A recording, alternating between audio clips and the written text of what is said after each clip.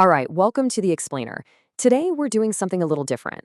We're going to dig into this single, forgotten file from the U.S. Railroad Retirement Board to see what it can tell us about America, about these massive systems that run our world, and most importantly, about the people who are at the very heart of it all. It's a simple sentence, but it's almost impossible to overstate how true it is. We're not just talking about trains on tracks. This was the lifeblood of the country, the massive circulatory system that moved everything: goods, people, and really, the idea of progress itself. And when you look at a document like this, you really start to get a sense of that incredible scale. I mean, every city on this list was a node in this gigantic nationwide machine. Think about a place like Cleveland. It was this huge hub for major lines like the New York Central and the famous Nickel Plate Road. These were powerful, almost impersonal corporations weaving the country together. But then you see this. A single retirement application. Just look at how dense it is, crammed with boxes and signatures and all this fine print. And this is where that huge, abstract system suddenly becomes real. It becomes a person. Because these giant railroads, they were built, they were run, and they were fixed day in and day out by millions of individual people. So that's our big question for this explainer. What happens when we follow the paper trail of just one guy? What can his file really show us about what it was like to be a human being inside this enormous history-making machine? Okay, so let's open up this file and meet the man at the center of our story. The paperwork gives us the raw facts. Joseph Anton Kolk, born back in 1881. He spent more than 40 years working for one company, the New York, Chicago, and St. Louis Railroad, which everybody just called the Nickel Plate Road. And his official title? Car repairer. Car repairer. It sounds so simple, right? So bureaucratic. But then you find a handwritten note from his family, and you get the real story. A lot of the work he did was outdoors in the cold winters. And just like that, he's not a line on a form anymore. He's a real guy, out there, freezing in the cold. And this detail, passed down through the family, it's just so vivid. You can picture it, can't you? Him out there in a brutal Cleveland winter, working on the rail yard, and he's got 2 bottles with him. 1 pint of coffee to stay awake, and 1 pint of liquor just to stay warm. That's a kind of detail you will never, ever find in an official company report. And these family memories, they just keep painting this richer picture of the man. He bought a house for $4,500 right in the middle of the Great Depression. He raised his own chickens for Sunday dinner.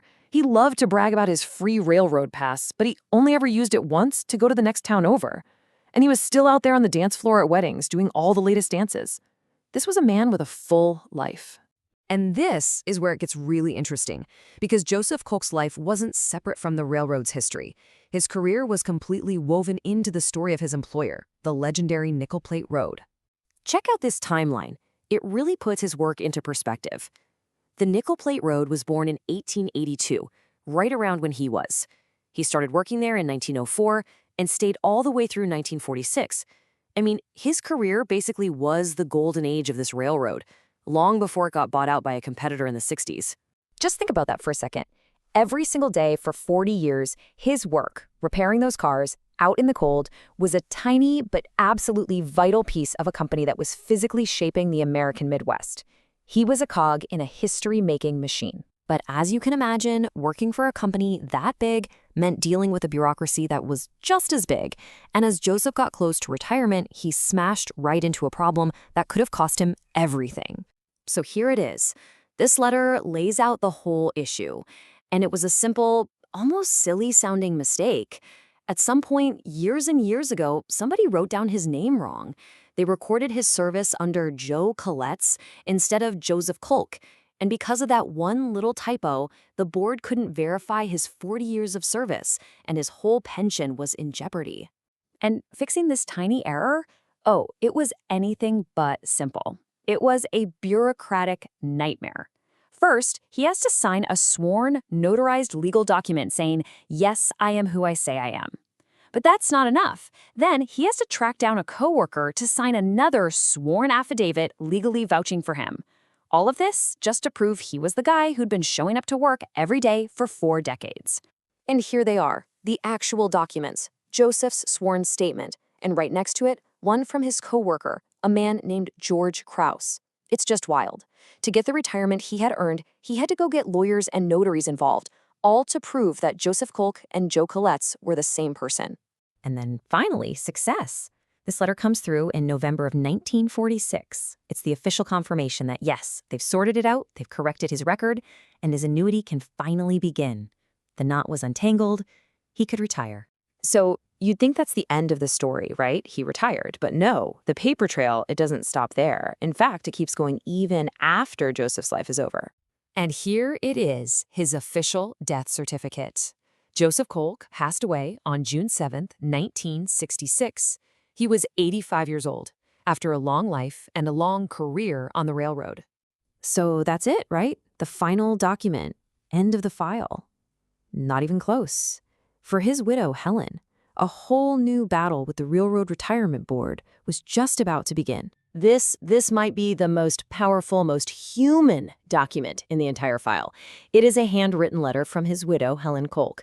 After her husband died, she was the one left to deal with the same complicated system, and you can just feel the mix of grief and frustration in every single word. In the letter, she's basically asking why they're demanding a check back, and listen to how she puts it. She appeals to her husband's life's work. She writes, "Considering my husband's service is over 40 years." And then she just lays it all out there. "I am a very sick old woman." It's this heartbreaking mix of logic and just pure, raw human vulnerability. And what was all this heartache over? It was over this, a single check that was mailed right around the time Joseph died. It got stuck in the gears of the system, and the board demanded it back. This one piece of paper, stamped not negotiable, became this final, painful hurdle for his family. It's just a gut-punch reminder of the human cost of these faceless systems. Joseph Kolk's file tells an incredible story of one man, one family, one life. But it really makes you wonder, doesn't it? How many other stories like this are just sitting in archives, in forgotten files? Each one a life, a personal history. And when you piece them together, that's when you get the real, human story of an entire era. What else is out there, just waiting to be discovered?